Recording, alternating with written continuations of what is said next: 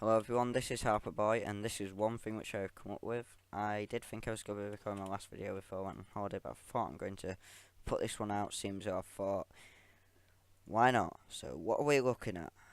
You might be able to guess if you're good at Redstone. This is a very compact version of my wishing well.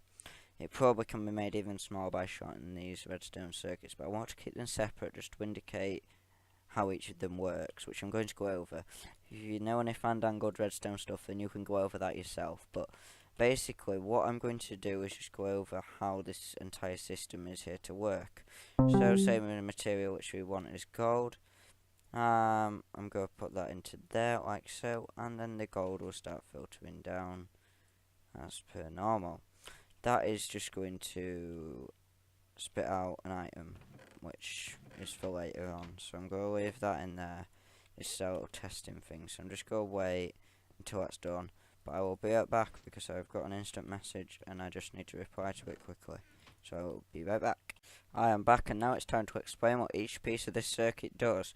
So first of all, when you put an item in, well, we've just switched our currency, so we're obviously going to be using gold. It does funnel down into this bottom chest, which is your collection area. So, when you first put your item in at the top, say it being gold, then you just go or chuck a stack in. This is all going to filter down through this hopper system down into there. And when it's at the bottom, this actually should get shortened to make sure that there is only one item being processed, whereas there shouldn't be, which is why that should lock. It's obviously not locking in time. So, in other words, it should impulse for each one, which it doesn't. So I'm going to take a look into that and have a look. Essentially, what should happen is you should chuck them in singular. So, throw one in, throw one in, throw one in. They will each individually process differently. So what essentially happens when you're chucking a piece of gold in is if we follow it down this hopper line, then we can see that it gets sorted out, meaning that it can pass through one by one and into this chest down here. Now I've put 3 in, so let's check if we've got 3 out, which is an output. And yes, we do. Now this can be run to any type of redstone elevator what you want. Now soon I'm going to chuck absolutely loads of gold in and see how much we get. But I just want to show what happens if you chuck an item in which isn't gold. So say that although they're very valuable and should be part of this wishing well build, they're not. Say if someone just throws away a huge stack of diamonds, they just get burnt into lava. You can even see the lava down here. You're being burnt into lava as we speak.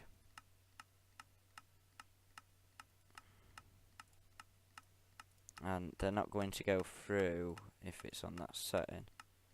So in order to do this, just gotta put them in one by one.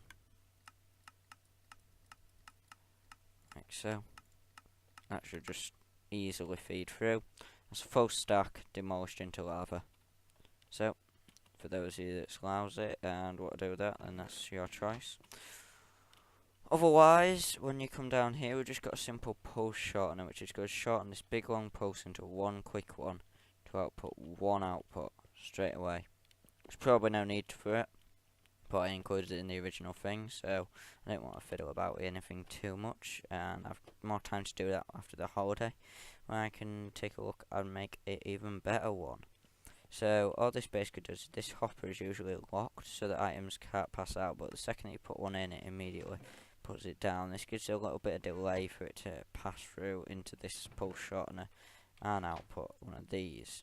Now I'm going to make sure this is fully stocked because I'm going to use 9 stacks of gold on this because that's how much redstone we have, and just to show the rates no matter how much you put in.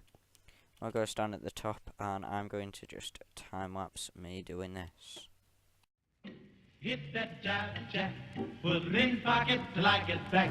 Going downtown, see a man, and I ain't got time, shake your hand. Hit that jive jack, put it in pocket till I get back. Time and time waits for no man, and I ain't got time, shake your hand.